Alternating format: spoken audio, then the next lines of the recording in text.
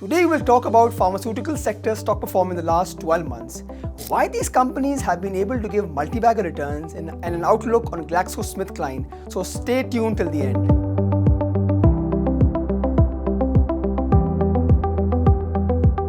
In the last 12 months, pharma sector has given multi-bagger returns. For example, if you talk about GSK, return has been about 4 times, Haleon 3 times and City Pharma 5 times. अब हम जानने की कोशिश करते हैं कि why these stocks have given multi-bagger returns.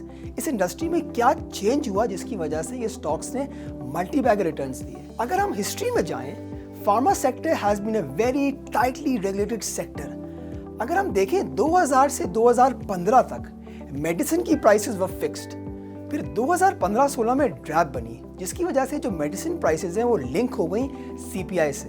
इसमें ऐसा हुआ कि जो नॉन एसेंशियल आइटम्स हैं उसकी प्राइसेस कैप हो गई टिल 10%, वेयरएज जो एसेंशियल आइटम्स हैं उसकी प्राइस में कैप हो गया 60% का. देन फास्ट फॉरवर्ड 2021 और 23 के बीच में क्या हुआ, API जो एक्टिव फार्मास्यूटिकल इंग्रेडिएंट है, जो मेजर रॉ मटेरियल होता है फार्मास्यूटिकल कंपनीज के लिए, उसकी प्राइसेस स्काई रॉकेट हो गई. इन्फ्लेशन भी तकरीबन 30% हो गई और हमारा रुपया तकरीबन मैसिवली डिप्रिशिएट हो गया, जिसकी वजह से profitability of all pharmaceutical companies under distress आ गई. फिर क्या हुआ in later part of calendar 23, pharma companies को ड्रैप ने प्राइसेस इंक्रीज करना अलाउ कर दिया. For essential medicines, prices were allowed to increase by 14%, whereas for non-essential items, non-essential medicines, prices were allowed to increase by 20%. फिर 2024 फरवरी में क्या हुआ, hardship cases were allowed a price increase. अब ये hardship cases क्या होते हैं, इसका ये मतलब है कि जो प्राइसेस ऑफ मेडिसिन्स जिसकी कम होती हैं then the cost of production, they were allowed for a price increase. Most importantly, which changed the profitability of pharmaceutical sector was deregulation. In April 2024, DRAP ने non-essential items की prices deregulate कर दी. इसका simply ये मतलब है कि government prices of non-essential items को control नहीं करेगी.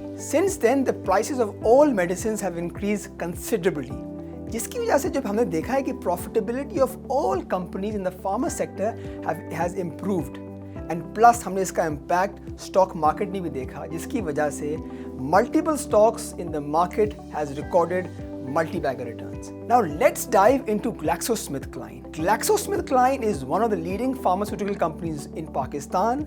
इसका तकरीबन market cap is about 122 million rupees और इसका मेजर स्पॉन्सर जीएसके इंटरनेशनल है जो तकरीबन 85% कंपनी को होल्ड करता है और इसका तकरीबन फ्री फ्लोट इज अबाउट 15%. अगर हम कुछ बात कर लें 2015-16 में GlaxoSmithKline का डीमर्जर हुआ, जिसकी वजह से इसका जो कंज्यूमर बिजनेस है और मेडिसिन बिजनेस है वो स्पिन ऑफ होके डीमर्ज हो गए. और फिर 2021-22 में जब ये ग्लोबल डीमर्जर हुआ उसकी वजह से ग्लैक्सो कंज्यूमर हेल्थ केयर का नाम हैलियन हो गया. क्या ये वीडियो आपको अच्छी लगी? अभी सब्सक्राइब करें और बेल आइकन पे क्लिक करें. समझने की ये बात है कि जो GlaxoSmithKline है वो सिर्फ एक मेडिसिन का बिजनेस है और उसका कंज्यूमर हेल्थ केयर का बिजनेस सेपरेट हो चुका है. अगर हम इसकी कुछ मेन कैटेगरीज की बात करें इस कंपनी की, ये कंपनी एंटीबायोटिक्स बनाती है, डर्मेटोलॉजी सेगमेंट में है और पेन किलर्स में है और इसका तकरीबन 50% of the revenue is derive through antibiotics. अगर हम कुछ मेजर ब्रांड्स की बात करें जो ग्लैक्सो में है वो है कैलपॉल, जिसका तकरीबन sales value is about 3.5 billion. Amoxil है जिसकी वैल्यू 4.5 बिलियन है. Augmentin, yes the biggest brand, the largest brand of GSK is Augmentin, जिसकी सेल्स वैल्यू तकरीबन 11 बिलियन की है. और कुछ और renowned brands of GSK Betnovate हैं और पॉलीफैक्स हैं. जैसे हमने पहले डिस्कस करा कि profitability of pharmaceutical sector has increase considerably because of numerous reasons as discussed before.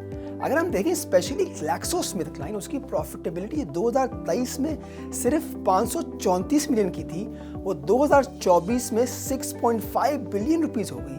और एक और इम्पॉर्टेंट, अगर हम देखें 4 क्वार्टर की प्रॉफिटेबिलिटी देखें वो 6.5 बिलियन से 8 बिलियन हो गई. The major reason behind the company's higher profitability has been higher gross margins, जो 7% का लो बना के 2023 में तकरीबन 25% हो गए 2024 में. और इसकी बुनियादी वजह वाज हायर प्राइस इंक्रीजेस जो हमने मल्टीपल देखी in the last few months. अब हम कोशिश करते हैं कि इसको और देखें कि लास्ट कुछ क्वार्टर्स में प्रॉफिटेबिलिटी कितनी तेजी से बढ़ी है कंपनी की।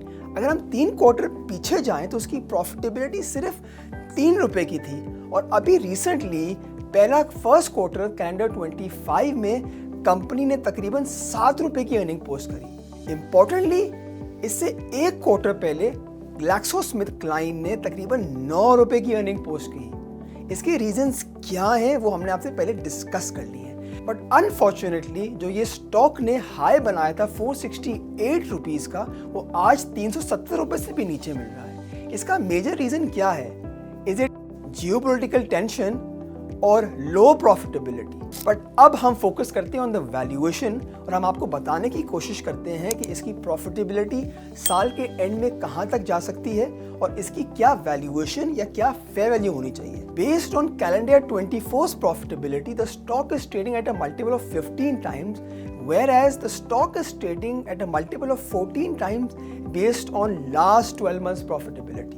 अब लेट्स फोकस कि इस कंपनी की प्रॉफिटेबिलिटी साल के एंड में क्या होगी और क्या जो मार्जिन जो हमने रिसेंटली 34% का पीक देखा है, जो रिकॉर्ड हाई मार्जिन हैं, कि मजीद वहाँ से भी मार्जिन बढ़ सकते हैं कि नहीं बढ़ सकते।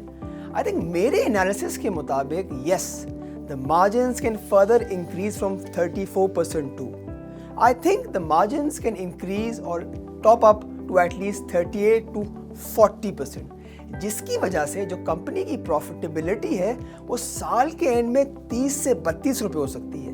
अगर हम based on different valuation matrix इसकी वैल्यूएशन तकरीबन बनती है 500 से 600 रुपए। Based on different valuation methodologies हम समझते हैं कि GlaxoSmithKline स्टॉक में मजीद अपसाइड है 30 to 35% की। हमने बात कर ली कि यस, इसकी वैल्यूएशन क्या होनी चाहिए, इसकी साल में एंड में प्रॉफिटेबिलिटी क्या होगी और इसके मार्जिन्स कहाँ जाके पीक कर सकते हैं। अब हम बात करते हैं कि रिस्क टू वैल्यूएशन क्या है। The most important risk is PKR depreciation, because company तकरीबन 70 से 80% अपना रॉ मटेरियल इंपोर्ट करती है फ्रॉम डिफरेंट कंट्रीज। हम इसमें एक बात और गौर करते हैं कि because of recent geopolitical tensions जो ओवरऑल फार्मास्यूटिकल सेक्टर है वो तकरीबन 10 से 15% अपना इंग्रेडिएंट्स या रॉ मटेरियल इंपोर्ट करता है इंडिया से, जिसकी वजह से कुछ माइनर हिट आ सकती है अगर ये टेंशन बरकरार रहते हैं। नंबर 2, बिकॉज लेटली हमने देखा है कि prices of both essential medicine and non essential medicine have increase considerably.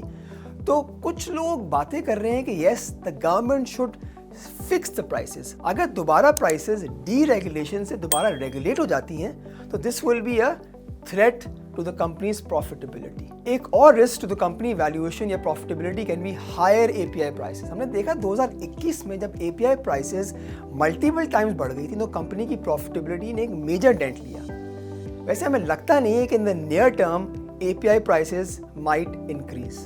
इस वीडियो में हमने कोशिश की कि कंपनी की क्या profitability हो सकती है साल के एंड में, कंपनी की क्या valuation होनी चाहिए। बस most importantly, in the end it's the investor to decide कि कंपनी की राइट वैल्यू क्या है।